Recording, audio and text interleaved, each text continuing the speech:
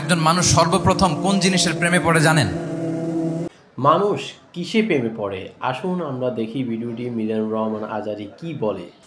একজন মানুষ সর্বপ্রথম কোন জিনিসের প্রেমে পড়ে জানেন? কথার প্রেমে পড়ে। কিসের? কথার প্রেমে পড়ে। কথার ধরন, কণ্ঠস্বর, তার অ্যাটিটিউড, তার শব্দের জাদু, এটা মানুষের হৃদয়কে জয় করে ফেলে। আল্লাহ রাসূল সাল্লাল্লাহু আলাইহি ওয়া আলিহি ওয়াসাল্লাম তিনি নিজেও বলেছেন, ওয়া ইন্না মিনাল বায়ানি লা সিহরা, কিছু কিছু বক্তব্যের মধ্যে জাদু আছে। তো রাসূল সাল্লাল্লাহু আলাইহি ওয়াসাল্লামের এই এলোকোয়েন্স ছিল। তিনি বলতেন, উতিতু জাওয়ামিউল কালিম, আল্লাহ তাআলা আমাকে সর্বমর্ম বাচন ভঙ্গির অধিকারী করেছেন। মানে উনি যেটা বলতেন এটা ছিল very precise in wording but comprehensive in meaning. Precise in wording, শব্দের বিবেচনা এটা খুবই precise and clear, but comprehensive in meaning. এটার যে দোতনা, এটার যে appeal to the heart of the people, to the heart of the listener, এটা অসাধারণ, মানুষের হৃদয়কে জয় করে ফেলতো। আল্লাহু আকবার। এখন নেতা সম্পর্কে কি বলে? তাহলে নেতা হইতে হইলে তার কমিউনিকেশন স্কিল লাগবে, কি বলেন? লাগবে।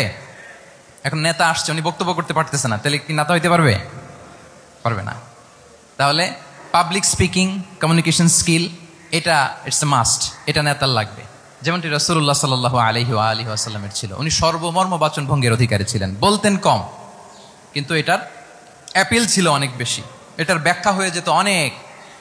রাসূল সাল্লাল্লাহু আলাইহি ওয়াসাল্লামের সবচাইতে বড় ভাষণটি ছিল বিদায় হজের ভাষণ, খুব সম্ভবত। ওই ভাষণের টেক্সটগুলোকে যদি একসাথে করা হয়, আমার মনে হয় 10 মিনিটের বেশি লাগবে না ওই টেক্সটগুলো পড়তে। তার মানে সবচাইতে বড় যে ভাষণ ওনার, ওটা কত ছিল? 10 থেকে 12 মিনিটের ভাষণ ছিল। আমরা তো ঘন্টার পর ঘন্টা বক্তব্য করি, তারপরেও তো আমরা মানুষের মনকে খুশি করতে পারি না।